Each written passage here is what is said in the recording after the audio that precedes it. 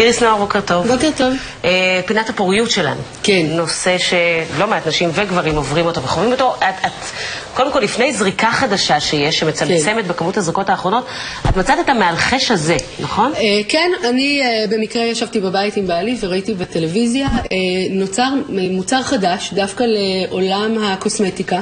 לבוטוקס וכל היתר, ואני מיד שדרגתי את זה לעולם הפוריות.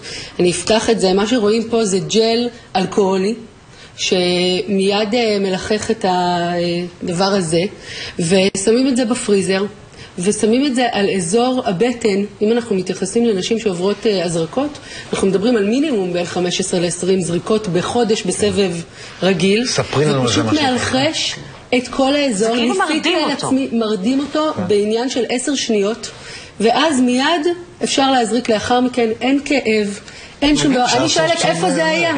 איפה זה היה כשאני עברתי טיפולי פוריות? מן הסתם, אפשר, זה עולה 280 שקל, מחיר חד פעמי, וזה פשוט שווה. כן, לא מוכר כמובן עדיין בכיסוי קופה. לצערי הרב, אבל אני עובדת על זה, ואנחנו עושים את זה בדיוק, על זה אנחנו עובדים. אם אנחנו מתייחסים רגע להורמונים, יש הורמון חדש בשם אלונובה. אם אנחנו מתייחסים, כפי שאמרתי, נשים צריכות להזריק בין 10 במינימום לבין 20 זריקות בסבב קצר, עד 50 זריקות בסבב יותר ארוך, שלא לדבר גם על בדיקות הדם, שדרך אגב גם זה על אותו עיקרון. אז עכשיו זריקה חדשה? זריקה חדשה, אלונובה, שמחליפה בעצם שבוע של זריקות. בתוך אחת. בתוך אחת. עכשיו, יש לזה שני יתרונות מרכזיים. אחד זה ההזרקות, שצריך זריקה אחת במקום 7. היתרון הנוסף זה גם הפן הכלכלי. זה עולה כ-300 שקלים, פלוס מינוס אותו דבר כמו כל זריקה שצריך כל יום.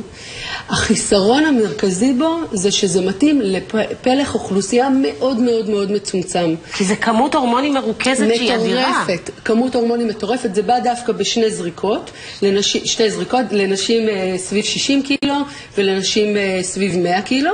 ועדיין יש פה משמעות מאוד מאוד מרכזית שאנחנו מקבלים בבת אחת כמות מטורפת של הורמונים. מה שאני ממליצה, אני מאוד מאוד ממליצה לנשים שכן מקבלות את זריקת האלונובה, לעשות מעקבים יותר תכופים, לבקש מהרופא ללכת לבדיקות דם, מבחינתי יום כן יום לא, על מנת לוודא שאנחנו לא נכנסים למצב של היפרסטימולציה, שזה מצב יותר מורכב, לפעמים מסוכן.